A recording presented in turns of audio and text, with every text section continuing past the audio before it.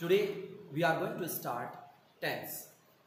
So before starting of tense को start करने से पहले स्टूडेंट्स, मैं आपको जो मेरी इससे पहले पीछे वाली वीडियो थी जिसमें मैंने सेंटेंस पढ़ाया था, मैं आपको उसी की ओर लेके चलता हूं सबसे पहले, क्योंकि टेंस को पढ़ने से पहले हम उसमें कितने टाइप के सेंटेंस पढ़ेंगे, हम कितने टाइप के सेंटेंस को ट्रांसलेट करेंगे, वो हम वहीं से पता कर सकते हैं। सो स्टूडेंट्स, इससे पहले वाली वीडियो में मैंने आपको बताया था कि सेंटेंस हमारे 5 टाइप के होते हैं: एजर्टिव, इंटरोगेटिव, इंपेरेटिव, एक्सक्लेमेटरी और ऑप्टेटिव सेंटेंस। सो स्टूडेंट्स, अगर हम अब टेंस में सेंटेंस को ट्रांसलेट करेंगे तो वो हम कौन कौन से करेंगे?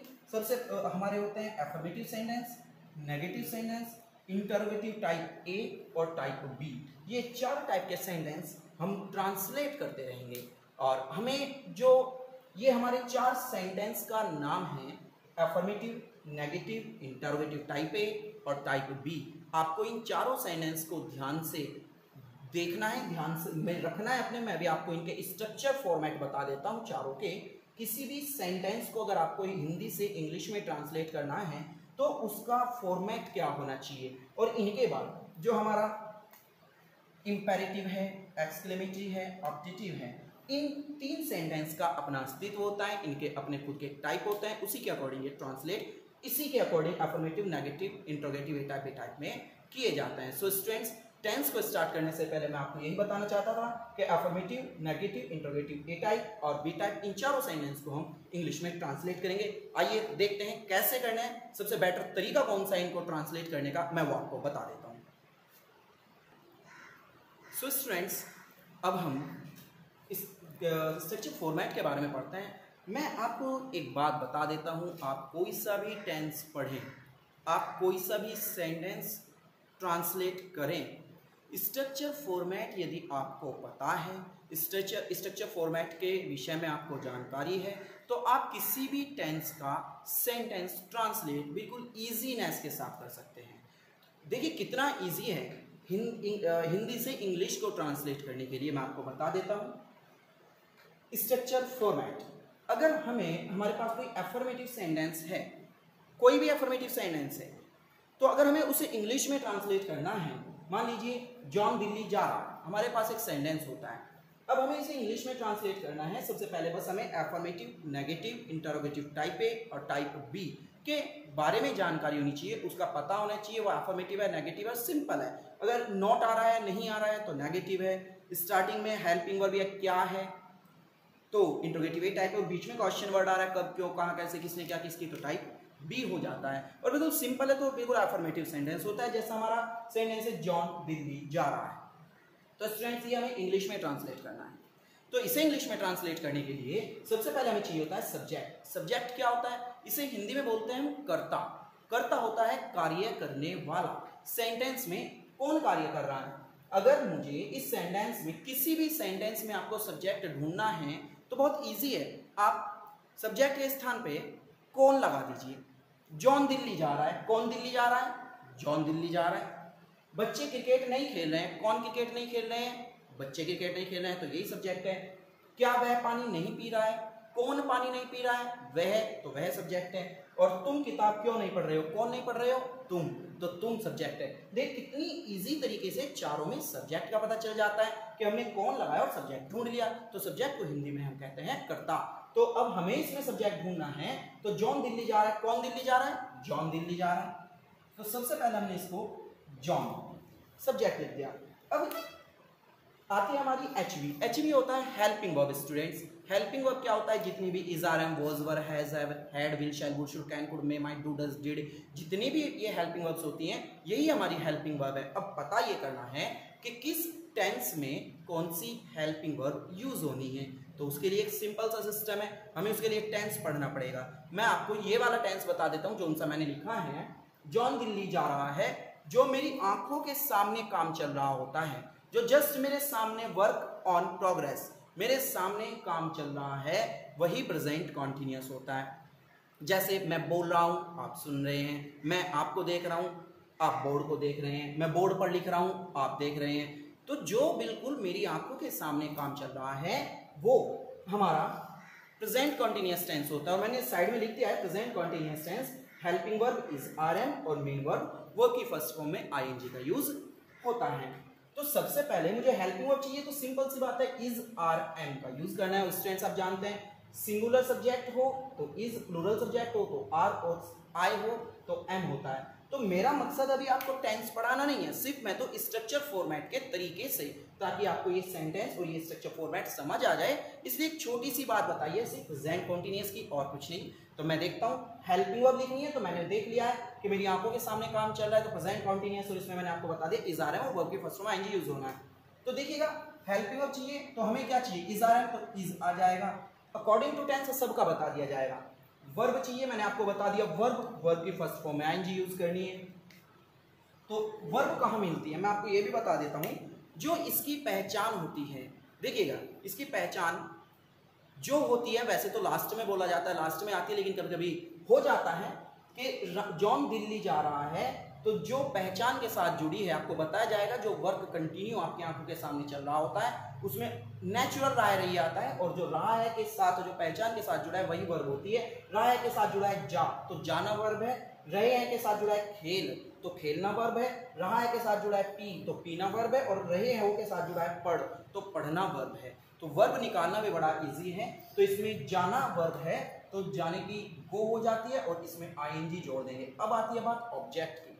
तो ऑब्जेक्ट बिल्कुल सिंपल है, वर्ब से ऑब्जेक्ट जुड़ा होता है। जा रहा है, कहाँ जा रहा है, दिल्ली जा रहा है। खेल रहे हैं, क्या खेल रहे हैं, क्रिकेट खेल रहे हैं। पी रहा है, क्या पी रहा है, पानी पी रहा है। पढ़ रहे हैं, क्या पढ़ रहे हैं, किताब नहीं पढ़ रहे हैं। तो जो हमारा वर्ब से जुड़ा होता है वो हमारा ऑब्जेक्ट होता है। जा रहा है तो जाने, कहाँ जा रहा है, दिल्ली जा रहा है, तो गोइंग टू दिल्ली। तो स्टूडेंट्स किसी भी सेंटेंस को ट्रांसलेट करने के लिए आपकी ये जो किसी भी टेंस का सेंटेंस हो, हेल्पिंग वर्ब का प्लेस यही रहेगा, वर्ब का प्लेस यही रहेगा। सिर्फ हेल्पिंग वर्ब की प्लेस पे कहीं इज आर एम, कहीं वॉज वर, कहीं हैज है, कहीं हैड, कहीं विल शैल, कहीं वुड शुड, इस तरीके से चेंज होते रहेंगे। कहीं वर्ब की फर्स्ट फॉर्म, कहीं वर्ब की सेकंड फॉर्म, कहीं थर्ड फॉर्म, कहीं आईएनजी फॉर्म, इस तरह चेंज होती रहेगी। लेकिन प्लेस जो स्थान है हेल्पिंग वर्ब और मेन वर्ब का वो वही रहेगा, आप उसे नहीं बदलेंगे। स्टूडेंट्स अगर नेगेटिव सेंटेंस आता है आपके सामने तो आपको कुछ नहीं करना है, helping verb same subject helping verb, बस हेल्पिंग वर्ब के बाद नॉट लगना है, इसके बाद वर्ब और उसके बाद ऑब्जेक्ट आता है। बिल्कुल सिंपल है स्टूडेंट्स।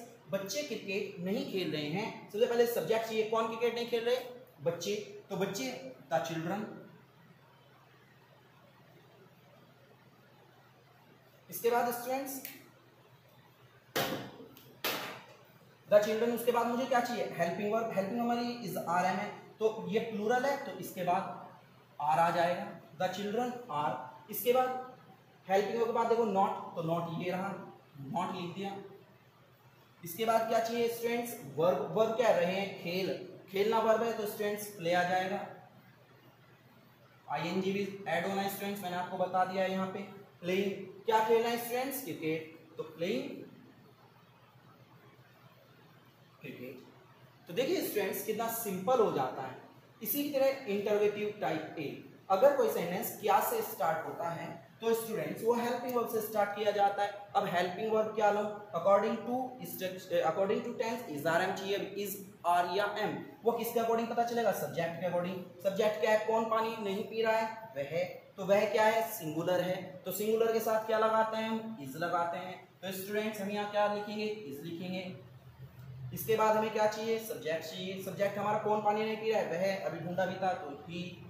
इसके बाद स्टूडेंट्स नॉट, अगर ब्रैकेट में इसलिए नॉट है, अगर यहाँ पे नॉट है तो लिख देंगे, अगर यहाँ पे नॉट नहीं है तो छोड़ देंगे, सिंपल है तो लिख देते हैं नॉट। इसके बाद वर्ब चाहिए स्टूडेंट्स। वर्ब हमारी वर्ब के फर्स्ट फॉर्म आएंगी, रहा क्या, पी रहा, पीने की होगी ड्रिंक।